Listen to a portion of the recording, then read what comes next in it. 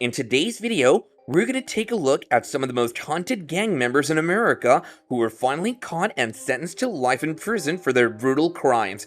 What were their reactions when they faced the consequences? Let's find out. Abel Gallegos.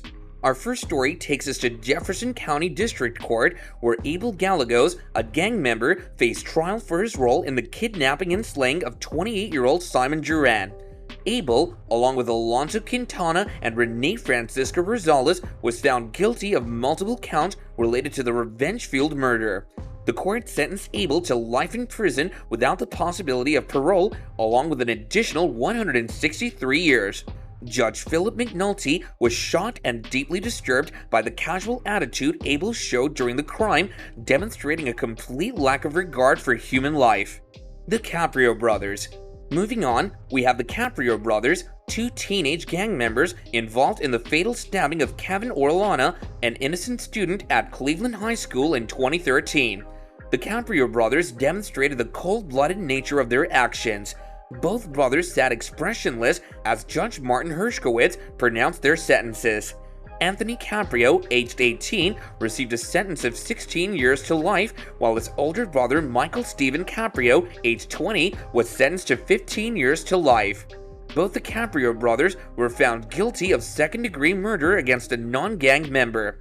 The court proceedings revealed the devastating impact of their actions on Orellana's family as they shared their heartfelt victim impact statement expressing the loss and pain they've endured.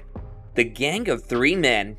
Next up is a gang of three men, Kenneth Hill, Jomar Robinson, and Darius Diaz Gaskin, who were found guilty of the slaying of the owner of a Clinton Township party store.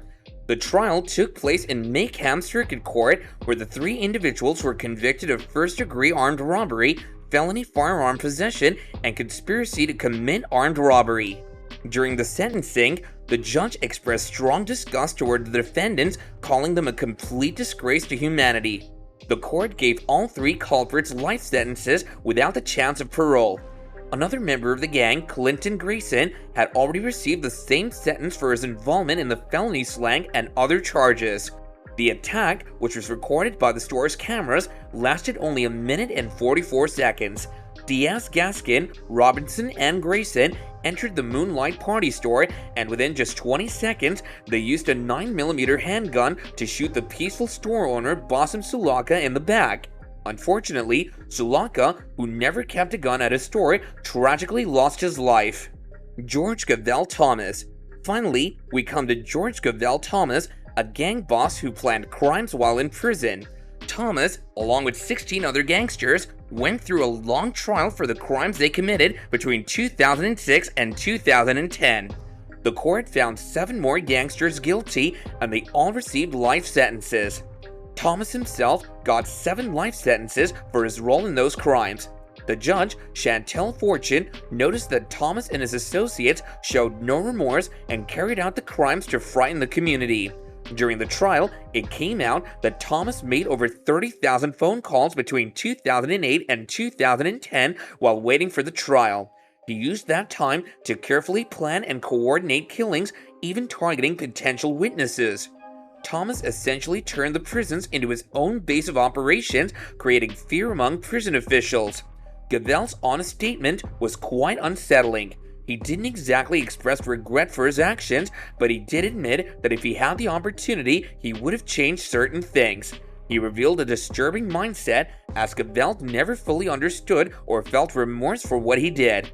The National Prosecuting Authority considered the sentencing a victory against organized crime. Additionally, an investigation was launched into how Thomas managed to organize crimes from inside the prison, highlighting the need for better security measures. These cases are a reminder of the far-reaching consequences of gang violence. The ruthlessness and disregard for human life displayed by these gang members have left families and communities in despair. While justice has been served, the scars left on the victims and their loved ones will never fully heal. So that concludes today's discussion. Hope you found it informative and thought-provoking. If you enjoyed the content, then please remember to like this video and subscribe to our channel if you haven't done so yet.